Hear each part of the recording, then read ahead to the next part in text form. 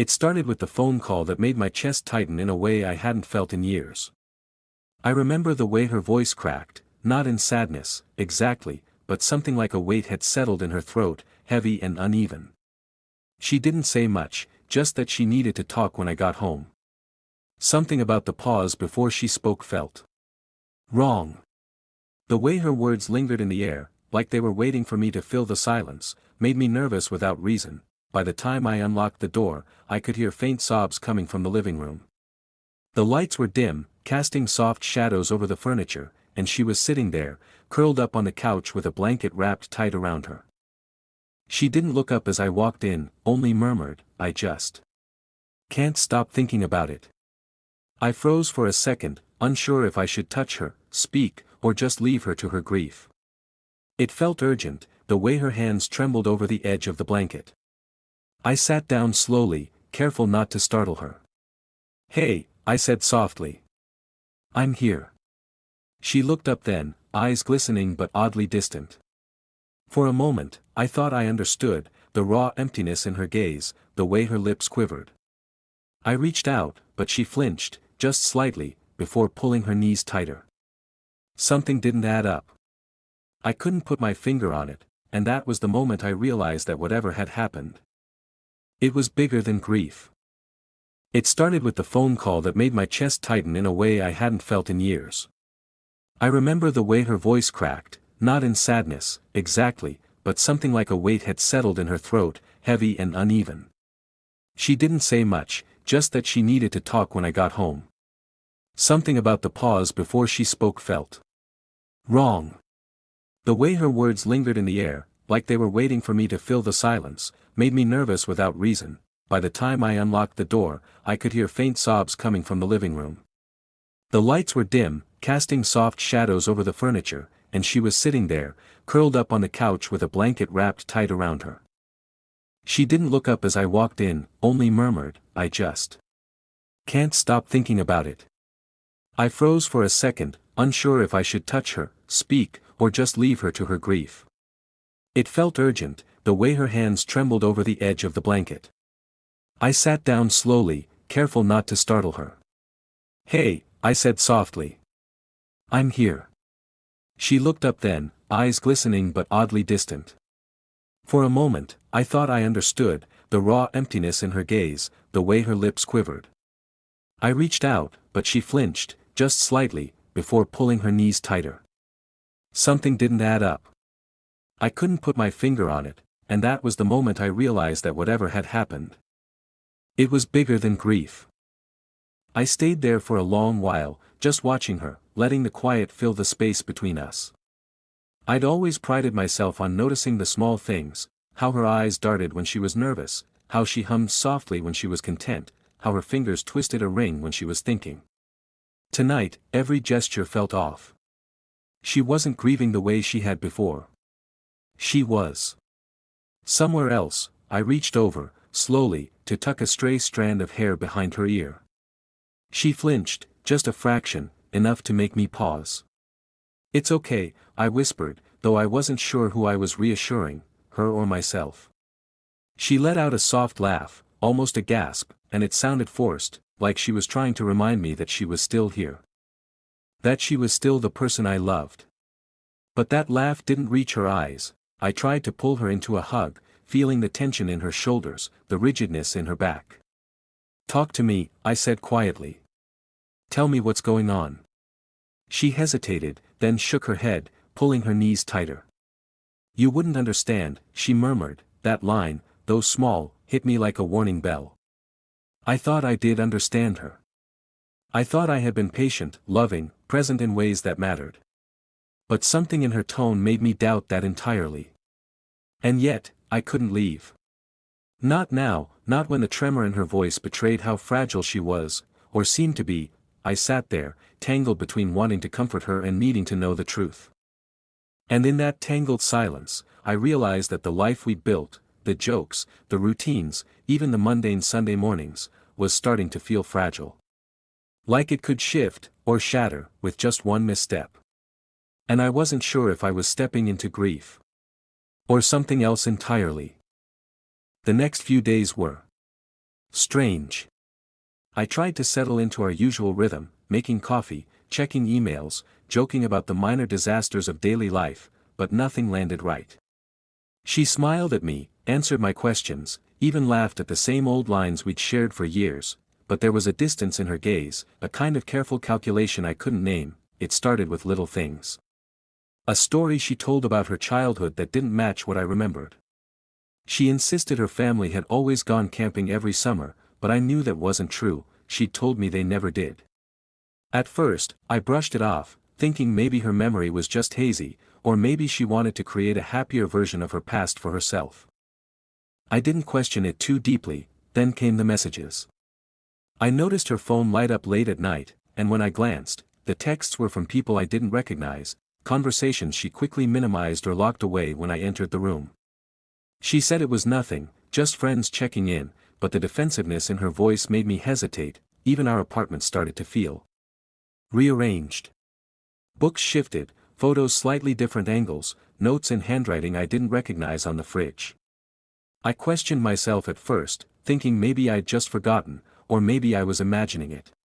But there was a subtle wrongness I couldn't ignore, a ripple in the foundation of our life together. And then came the night she looked at me across the dinner table, eyes distant, almost cold, and said, "Do you ever wonder if the life we remember is really the one that happened?" I froze. I laughed nervously, hoping she was joking. But she wasn't. That question. It unsettled me more than any fight, any argument we'd ever had. I felt like I was stepping into a story I didn't recognize, a story where I didn't know the rules. Over the next week, everything felt like walking on ice. I kept noticing inconsistencies, but every time I tried to confront her, she'd redirect the conversation, smile just enough to disarm me, and somehow make me question my own perception. One evening, I found a notebook tucked under her bed. Curiosity got the better of me. Inside were journal entries, but they didn't read like reflections or grief. They were polished, deliberate, almost rehearsed, like someone was rewriting scenes from her life. I wanted to ask her about it immediately, but the words caught in my throat. Instead, I brought her tea while she sat on the couch, pretending I hadn't looked. She smiled at me, a small, sad smile, and said, I can't seem to get things right. It's like my memories are broken." She sounded fragile, defeated. My chest tightened. Maybe she really was struggling to grieve.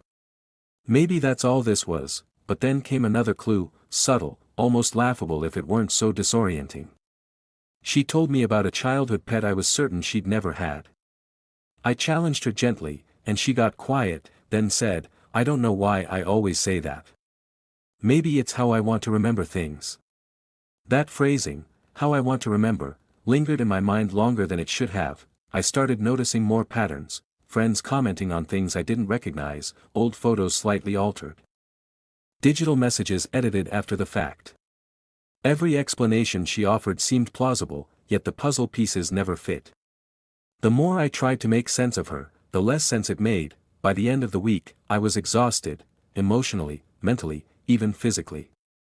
I loved her deeply, but I felt like I was watching someone I knew slip through my fingers, replaced by a version of herself that existed only in fragments and half-truths. And somewhere in that space between truth and illusion, I realized I didn't know if she was asking for help, or hiding something entirely. Then came the night that felt like an answer, a breakthrough, or so I thought. She sat on the edge of the bed, notebook in her lap, and spoke in a voice softer than I'd ever heard. "I think I've been holding on to her," she said, meaning her mother. "It's like I can't stop replaying everything that happened. And I keep getting it wrong in my head. I rewrite it, try to fix it, to make sense of the pain." For a moment, it all clicked. The journal, the altered memories, the strange stories, it wasn't her hiding something from me. She was grieving. Her grief had taken on a form I didn't understand, a way of coping that rewrote the past so she could live in it without being crushed. I felt a rush of relief and empathy. Finally, a reason I could hold on to, I reached for her hand, squeezing it gently. "I get it," I said. "I understand now. We'll get through it together." And for a few hours, it felt real. Her laugh returned, lighter this time, and she let me help her tuck the blanket around her shoulders, the way we used to. The apartment felt like home again, but something niggled at the back of my mind, tiny and insistent. Even as I told myself it was grief, certain details didn't align. The stories, the friends she mentioned, the way she smiled at certain memories, it was all too tidy. Too controlled. I pushed the thought aside. I wanted to believe she was simply broken in a familiar, explainable way. I didn't know then that this false sense of clarity was exactly what she wanted me to feel. That relief, that empathy, it was the moment I stopped questioning long enough for her to shift the pieces of her life completely.